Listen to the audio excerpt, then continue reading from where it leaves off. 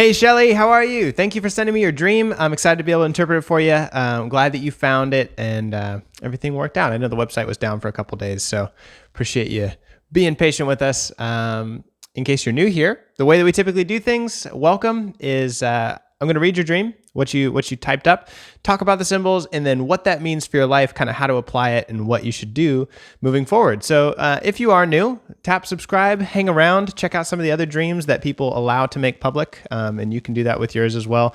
Or we can keep it private if you prefer. Totally up to you. But anyways, without any more to do, Shellie, here we go. You said, paying you makes me feel pressured to remember details.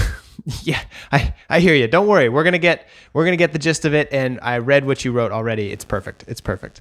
It said, I hope I explain it well. Deep breaths. Whew. Okay, here we go. Doing great. You're doing great, Shellie. Okay. My husband and I are in the top floor of a cabin we rented. There are a lot of doors that open to the outside. Otherwise, a pretty open floor plan. So, pause. Cabins, houses, symbol for the psyche, for your mind. Doors are kind of like portals. They're opportunities for new places, new beings, new connections, like little portals in your mind. So this is a cabin that you're renting, your mind, and it's got all these opportunities, all these doors that you can go through. We enter the cabin, and there is a large brown bear inside. Okay, pause. Bears are a wonderful maternal symbol. It's a feminine symbol. It's maternal. Think about like mama bear, family, motherhood, those kind of things. You have no fear of the bear. Makes sense because this is your motherhood that lives inside of your psyche. But I take control of the situation and start opening all the doors, opening up all the possibilities in hopes that the bear will exit because I know he shouldn't be inside. Doesn't matter that the bear's a boy, still representation of your femininity, maternal instinct. And specifically, you got to remember now, there were very few things, if you think back to like American settlers, there were very few things that the American settlers were afraid of, but grizzly bears and black bears were one of the biggest things. So not only is it a maternal symbol, but it's like the ferocious maternal symbol. It's like, if you mess with my baby cubs, I'm gonna tear your head off, that kind of thing. So there's a power. And I think that's really symbolized in the masculine. Not that men are better than women, but typically in our dreams, we typically see men being portrayed as more powerful. Maybe it's just the inborn sexism we have. I don't know. But that's typically what that will mean. So this is your kind of ferocious feminine. I love that. I love that, Shellie. Okay, he was near my husband in the bathroom. So I went into the bathroom and walked past the bear so he would follow. Bathroom being a place of vulnerability, being a place of release and relief, self-care. And your husband's there, right? Husband is your sort of romantic, more relational parts of yourself, right? These are all internal symbols. These are all about you, not so much outside. It's your internal world. But your husband is a part of your internal world. You have a relationship with him. And so there's kind of this like, this ferocious feminine shouldn't be here. I got to get it away from my husband. I got to get it out into a different portal, opportunity, door. So I'm going to walk by the vulnerable parts of myself and try and get that bear out of there.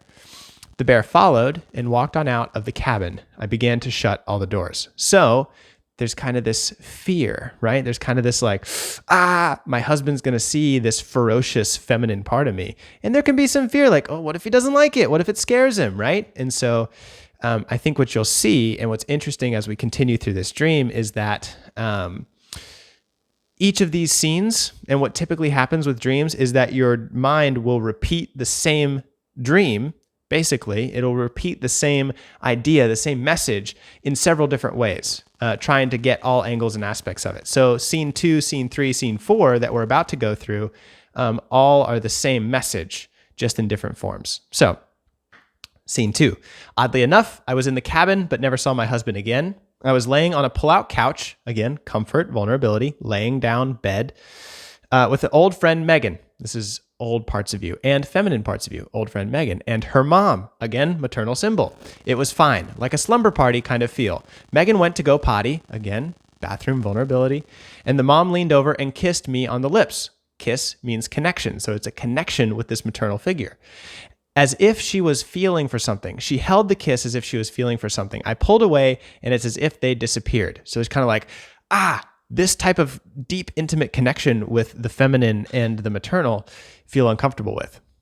Oh, and while on the bed with Megan and her mom, I saw a baby bear, there's the bear again, scratch on the front door of our cabin, right? Scratching on the front door, maternal symbol, things, that you feel uncomfortable with being inside of your house, scratching on the front door of your mind.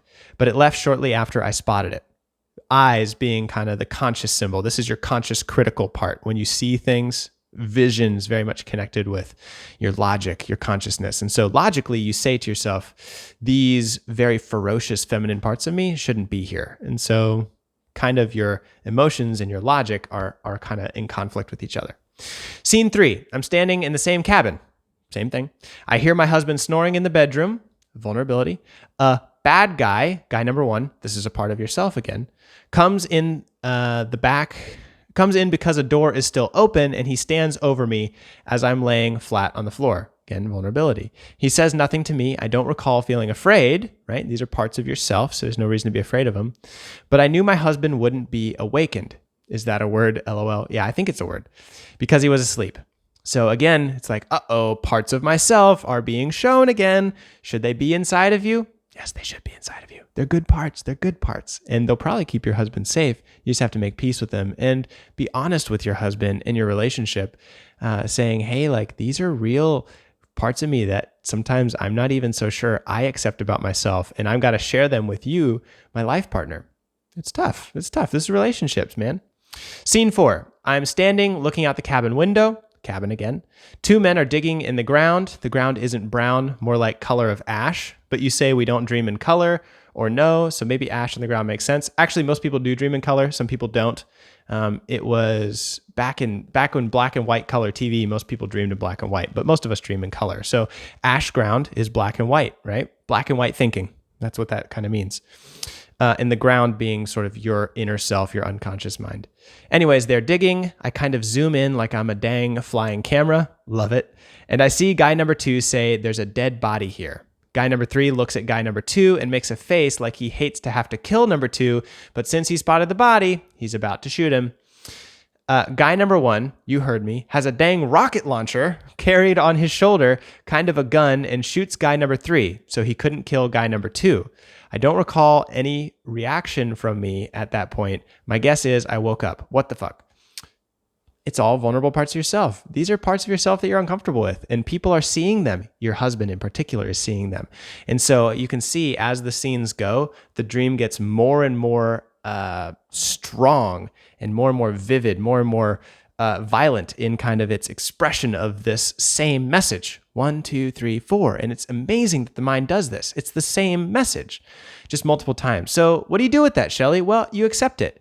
You share it with your husband. You share it with those people around you. You don't be ashamed of yourself. And you say, hey, I've got a ferocious feminine nature inside of me, and I keep it in check. I feed that hungry bear and make sure that that big old hungry bear is taken care of.